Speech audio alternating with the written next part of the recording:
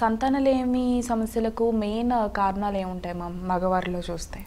ఈ కాలంలో మనం చూస్తే మోస్ట్ కామన్ కాజ్ డెఫినెట్గా స్ట్రెస్ అండ్ లైఫ్ స్టైల్ అని మనం మాట్లాడుకున్నప్పుడు అందులో ఏమేమి చూడాలి అంటే smoking, alcohol, obesity, sedentary life style అంటే పొద్దున్న నుంచి రాత్రి వరకు కూర్చొనే పనిచేయడం, ఫిజికల్ యాక్టివిటీ లేకుండా ఉండడము, ఇన్సులిన్ రెసిస్టెన్స్, వీటి వల్ల కూడా స్పర్మ్ క్వాలిటీ అనేది ఎఫెక్ట్ అవుతుంది.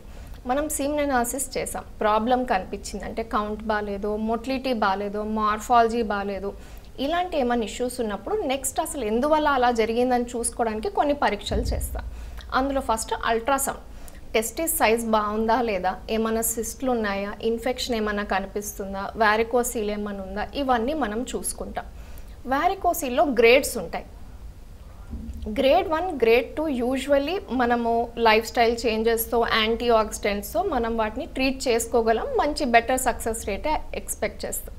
గ్రేడ్ 3, గ్రేడ్ 4 ఉన్నప్పుడు ఏమవుతుందంటే టెస్టిస్ దగ్గర టెంపరేచర్ అనేది బాగా పెరుగుతుంది. దానివల్ల sperm count, motility, morphology, quality అన్నీ దెబ్బతింటాయి. లాంగ్ స్టాండింగ్ ఉన్నప్పుడు ఏమవుతుందంటే టెస్టిస్ ష్రింక్ అవ్వడం కూడా స్టార్ట్ అవుతుంది. చాలామందికి టెస్టోస్టిరోన్ లెవెల్స్ అనేవి తగ్గుతూ వస్తుంటాయి. మనకి గ్రేడ్ 4 వారికోసిల్ ఉండి టెస్టిస్ మీద బాగా దెబ్బ పడ్డప్పుడు టెస్టోస్టిరోన్ లెవెల్స్ తగ్గినప్పుడు మీకు ఓవరాల్గా హెల్త్ అనేది కూడా ఎఫెక్ట్ అవుతుంది. మజిల్ మాస్ లాస్ అవుతుంది, వీక్నెస్ వస్తుంది, లిబిడో తగ్గుతుంది, అంటే సెక్స్ పట్ల వాళ్ళకు ఉండే ఇంట్రెస్ట్ అనేది తగ్గుతుంది, సెక్స్లో పార్టిసిపేట్ చేయాలన్నా కూడా వాళ్ళు ఇబ్బంది పడతారు, ఎరెక్టైల్ డిస్ఫంక్షన్ కూడా స్టార్ట్ అవ్వచ్చు. సో ఇవి ఒట్టి ఇన్ఫర్టిలిటీనే కాకుండా it can affect your entire life. So మనకి ఇష్యూస్ ఉన్నప్పుడు డెఫినెట్గా ఒక డాక్టర్ని కన్సల్ట్ అయ్యి ప్రాబ్లమ్స్ ఏమైనా ఉన్నాయని చెక్ చేసుకొని దానికి తగ్గట్టు ట్రీట్మెంట్ తీసుకుంటే ఓవరాల్గా మీ క్వాలిటీ ఆఫ్ లైఫ్ అనేది ఇంప్రూవ్ అవుతుంది. ఓకే. సో జనరల్లీ మ్యారేజ్ అయ్యాక ఒక 2 years పిల్లల కోసం ట్రై చేశాక కానీ డాక్టర్ దగ్గరికి వెళ్ళి ఇలాంటివన్నీ బయటపడవు కదా మేడం. సో కొంచెం ఎర్లీగా అంటే మనం ఎప్పుడైతే ప్లానింగ్లో ఉంటామో అప్పుడే డాక్టర్ దగ్గరికి వెళ్ళి ఇలాంటి టెస్ట్లు ఏమైనా చేయించుకోవడం వల్ల ఏమన్నా యూస్ఫుల్గా ఉంటుందా? డెఫినెట్గా.